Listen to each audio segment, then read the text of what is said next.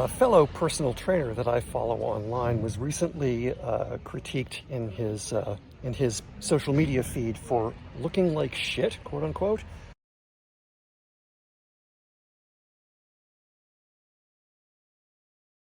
And for not looking like somebody who's fit enough to coach other people.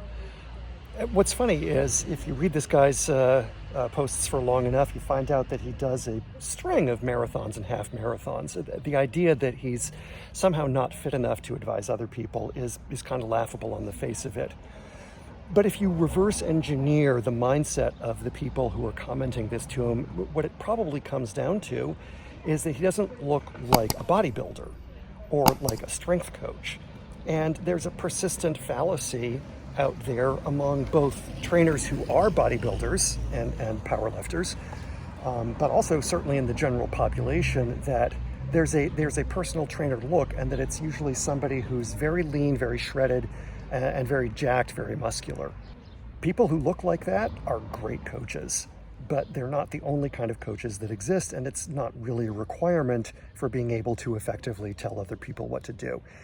Listen, even low body fat isn't required. Look at most powerlifters, and they've got some extra padding on top of the muscle.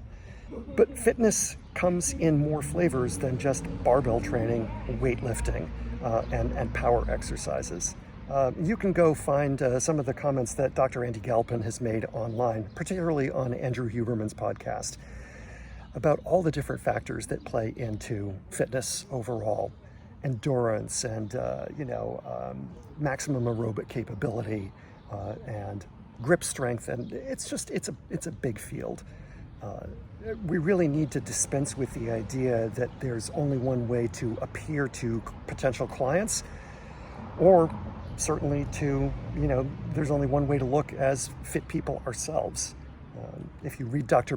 Peter Attia's recent book on longevity, there's a wonderful graph in one of the chapters looking at the difference between people who are overweight or underweight, people who are at normal, quote-unquote, weight, and people who have metabolic dysfunction. And what you find out is that there's a lot of people who are overweight and metabolically healthy in terms of blood work, not pre-diabetic, not diabetic, not dealing with metabolic syndrome. And there's a fair number of normal weight or underweight people who do have those issues. Frankly, I've had personal friends who were at ordinary body weight and their blood work came back bad all the time. If we're going to be serious about promoting health and wellness in general, then we have to have a more general definition of what health and wellness consists of.